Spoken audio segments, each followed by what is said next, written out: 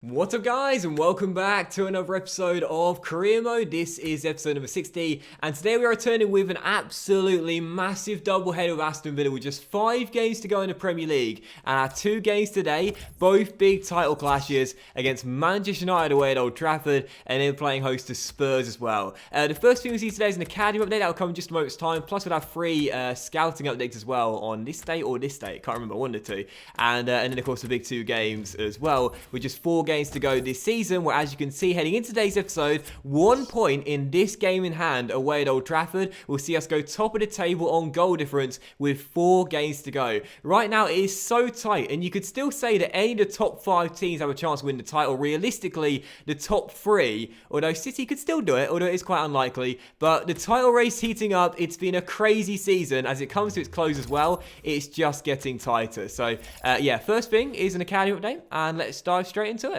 All but 3 emails, so I'm a little bit worried one of those might be a training injury. No, it's okay, it's a player conversation.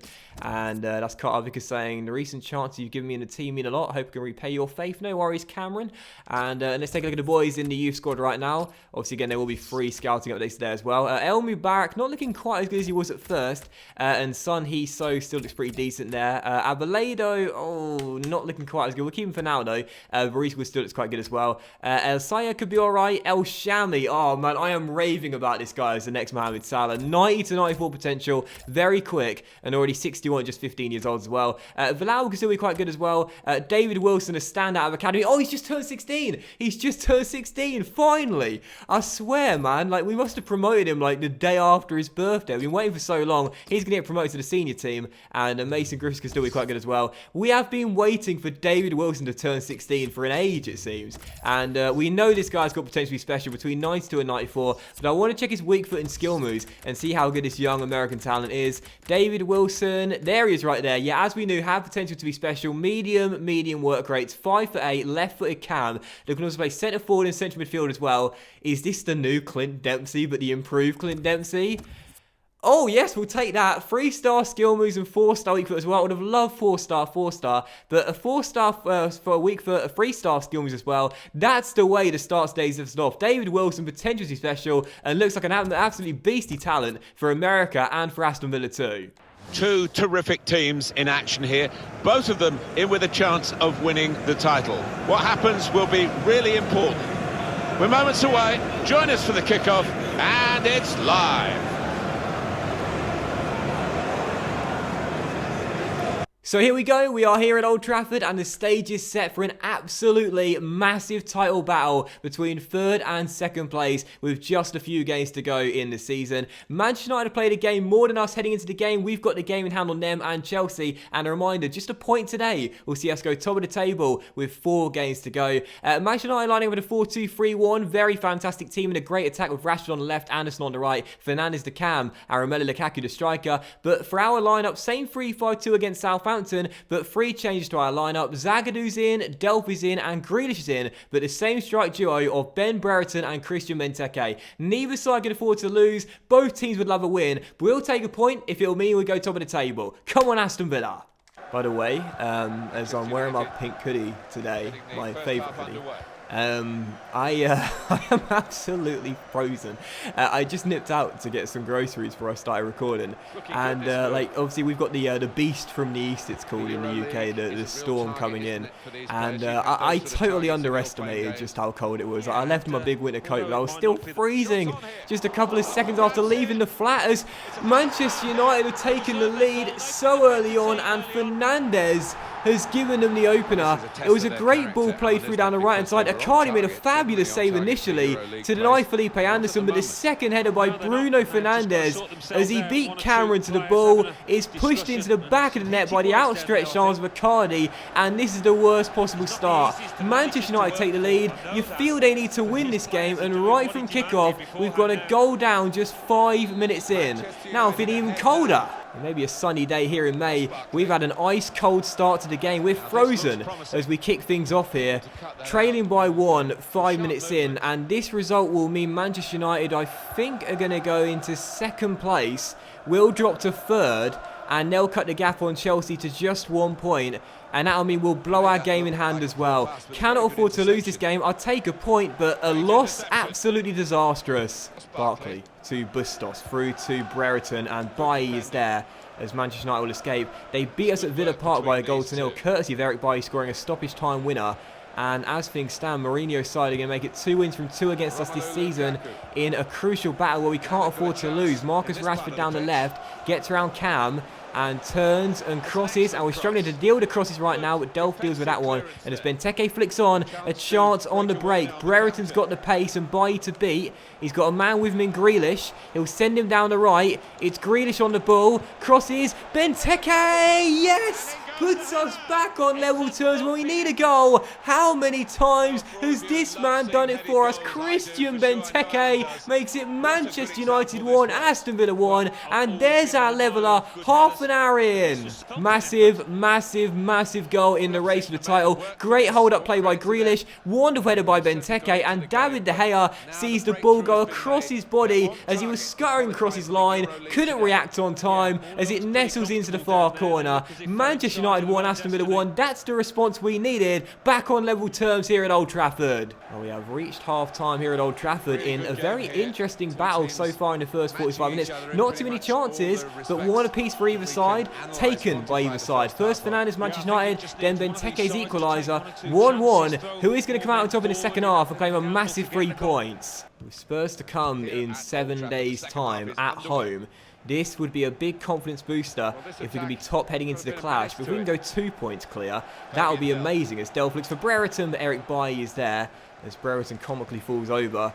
Yeah, we don't need to win today. We don't need to win. You know, going top is just good enough for me, and a draw I'd certainly take. But if we can find a winner, 2 points clear, better goal difference record as well. That'll be amazing, but can't afford to lose the game by chasing it as Lukaku is through, and Lukaku says you are going to lose the game, Aston Villa. Manchester United 2, Aston Villa 1. Points to the name on the back of the shirt, kiss to the fans as the Belgian fires Manchester United back in front. What a ball by Marcus Rashford. Lukaku with the finish, and a brilliant goal as he now gets his 13th goal in the Premier League, and it's 2-1. 51 minutes in, we surrendered our leveller goal, our equalising goal, and now we must find another if we're to get a point. Not a great way to start either half. We don't want to blow our game in hand. I would take the point as Felipe Anderson rolls it into Ibrahimovic, but instead Manchester United are going to get a 2-goal cushion, and in a huge title clash where you really felt that the hosts had to win to have any chance of staying in the title race, they are going to do it. Manchester United 3, Aston Villa 1, and with 29 minutes to go, they have just been fantastic when going forward. Great ball by Felipe Anderson, crisp finish by Ibra just off the bench, and the Swede makes it 3-1 to the Red Devils. And our title hopes are taking a massive blow here at Old Trafford. Couldn't afford to lose this game. We're going to stay in second place heading into the Spurs clash. We needed at least a point today. We have not been at the races defensively today. Manchester United just been quicker to the ball, quicker to every single loose ball. They've just been fresher, they've been fitter, and we have not been able to cope. And as Sabitzer on the ball turns Fabian Delph, they're going to deserve these 3 points here. Sabitzer on the ball, finds Rashford, into Zlatan, back to Rashford, and good save by Icardi, and Carter Vickers gets it clear. We've not played terribly, but the hosts have really turned up. They had to win this game, and they're going to get the 3 points, no question now. Kenny Tete's cross, Rashford arriving, 4-1. 4-1 to Manchester United. And in a game with such massive implications in the title race, it's the hosts who have turned up and delivered here at Old Trafford. 4-1. Twansby to Felipe Anderson. 4-1 could become 5-1, and it has. I don't believe this. This is going to be our worst defeat of the entire series, and it comes in a game we simply couldn't afford to lose. Manchester United have sliced us open every single time they've gone forward in this game. They lead by 5-1. Our goal difference takes a massive hammering, and the Red Devils will leapfrog us in the table and go into second place with just a few games to go. Zlatan strokes it home at the near post for his second of the game and his third of the year. I'm absolutely speechless. Absolutely speechless. The Red Devils are going to beat us back-to-back this season. First at Villa Park for a late winner. And then in this game, just a dominant victory as Grealish hits the woodwork to sum our performance up today. Manchester United 5, Aston Villa 1. They stay in the title race and our title dreams take a massive blow here at Old Trafford. 5-1. What a terrible, terrible loss this was. I mean, we deserved to lose, so we can't complain about bad luck or anything like that. No, we were just outplayed by the better team today, and they just wanted it more. This game came down to who wanted it more, and it was Manchester United. They needed to win. A draw would not have been enough for them, and they got the 3 points with a 5-1 scoreline. And for man of the match, I won't give it to Ibra, this guy scoring a brace off the bench. I'm going to give it to Rashford. A goal and an assist on that left-hand side. I thought it was great, but to be fair, the whole attack for Manchester United, we talked about pre-game, was absolutely brilliant. Fernandes scored a goal, Lukaku scored a goal, Zlatan with a brace, but yeah, Rashford man of the match, as Manchester United claim a massive win, leapfrog us in the table, and now with Spurs to come in the second and final game today. If we don't win this one, I'll just come out and say it. There'll be 2 games remaining and we won't win the title. And actually, do you know what? I got it completely wrong. Once again, as always, my maths is horrible. Manchester United didn't leapfrog us in the table, but did cut the gap to just goal difference, where we are now 4 points behind Chelsea, who must have played later. And won. Which means that Chelsea, after their victory at Selhurst Park, now open up a 4-point gap. And whilst we do have the game in hand, yeah, failed to beat Spurs in 5th place and it's over. We won't win the title. We have to win our second and final game today. Otherwise, it's over. A massive blow at Old Trafford.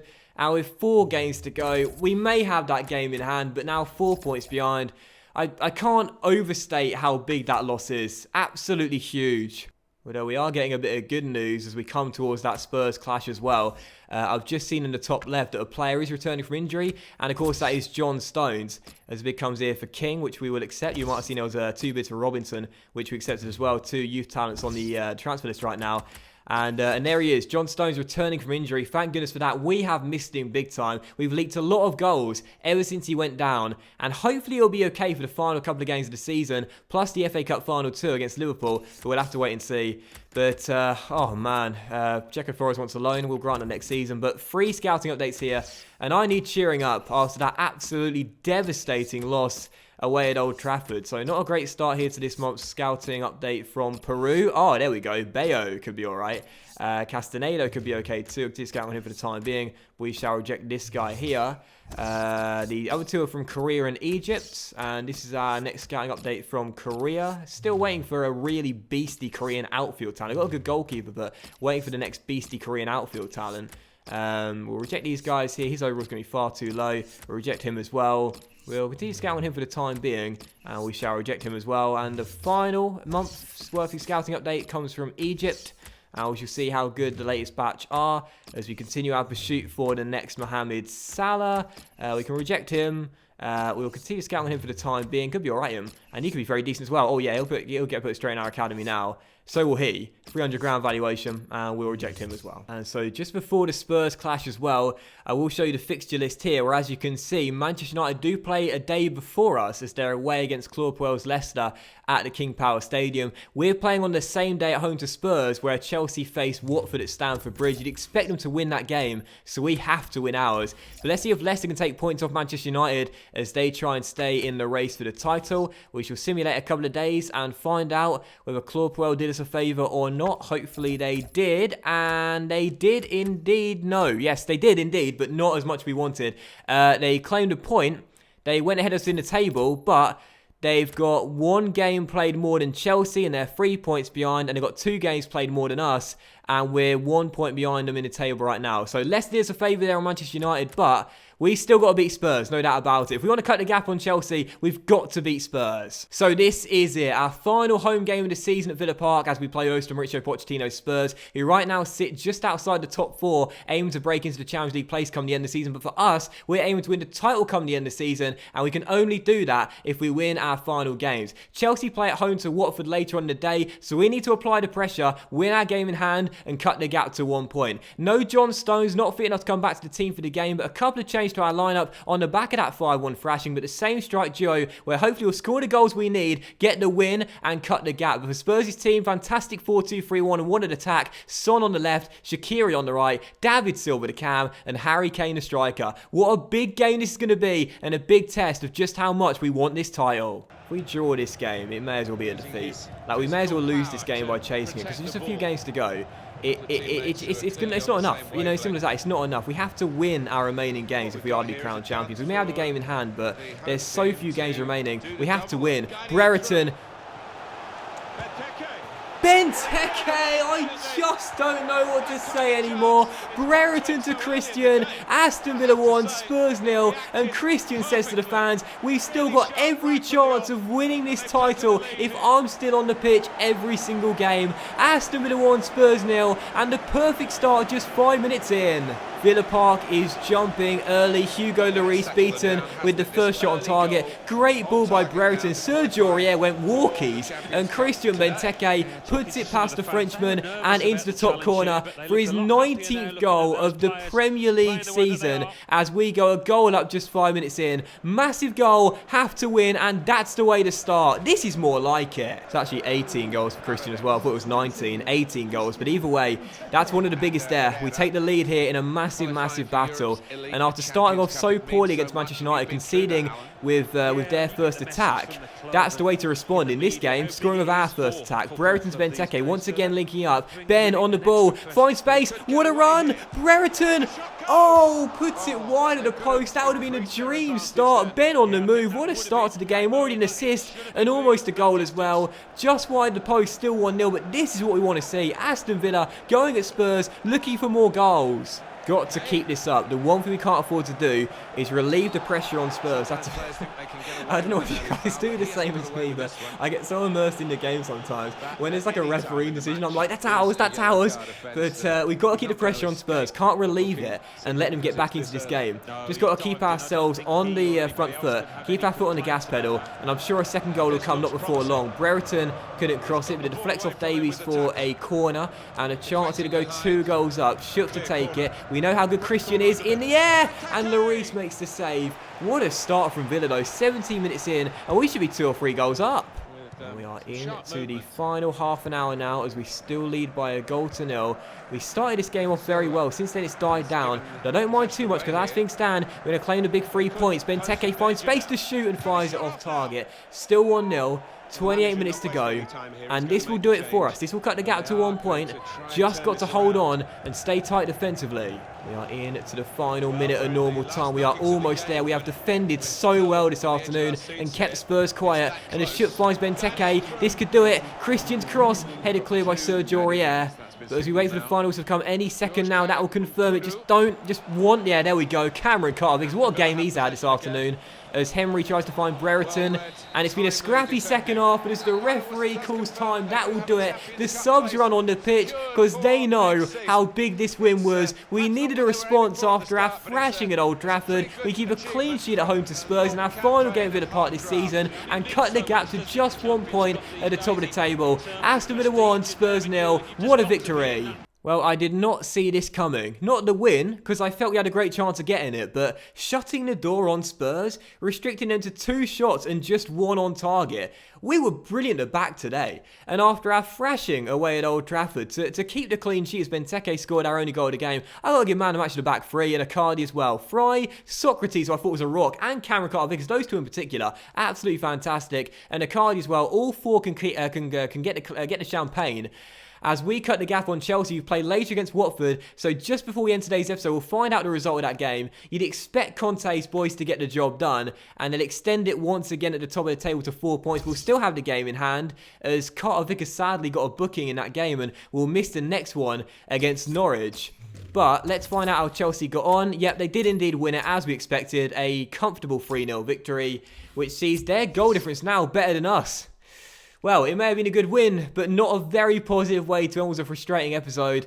We're still 4 points behind. We have the game in hand. With 3 games to go, there's still a chance. But if we are to be crowned champions, we must win them all. And I'll see you for the next 2 games in the next episode as we take on Norwich and I think it's Crystal Palace, isn't it? Our final 2 games before the Everton game, both away from home, both in the relegation zone, where we must win both if we're to have a chance at the title. So thanks for watching, guys. Much love to you all. Hope you enjoyed the episode. If you have, then please do drop a like. And I'll see you for the penultimate episode of the Premier League season coming out tomorrow, featuring 2 of our final 3 Premier League games.